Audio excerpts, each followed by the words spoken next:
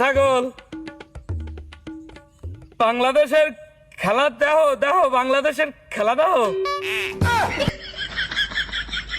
দেখো না? ভালো কাম হারছো বেড়া, ভালো কাম হারছো। বাংলাদেশের খেলা দেখছো? বাংলাদেশের খেলা দেখলে এখন তো কয়টা দানাদার পট করো না, পটি করো যে দানাদার আগু, দানা দানা, ওই দানাদার আগু আর থাকবে না।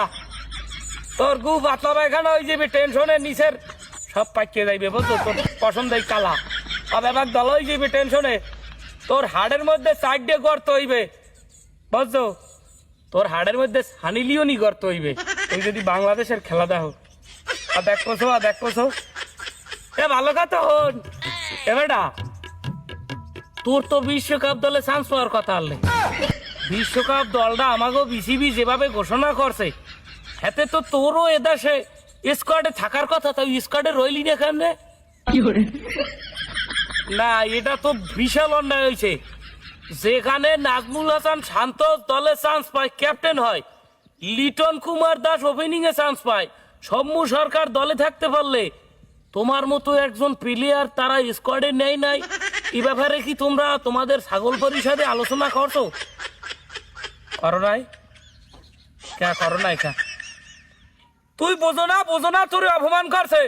যেখানে লিটন সৌম্য শান্ত দলে চান্স পায়, সেখানে তোরে চান্স না দিলে এটা তো অপমান না?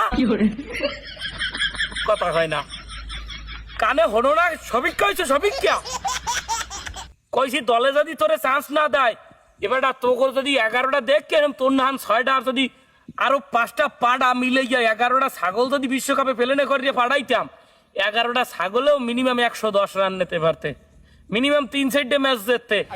এত তো বুঝতেই একটা দল সাজান নিয়ে ভালো কামাললে, কামটা হয়ে গেলে কি রাখ। আগামী বছর এশিয়া কাপে এবং ওয়ানডে বিশ্বকাপে তোমাদেরকে নিয়ে দল ঘোষণা করার জন্য আমরা আন্দোলনে নামবো।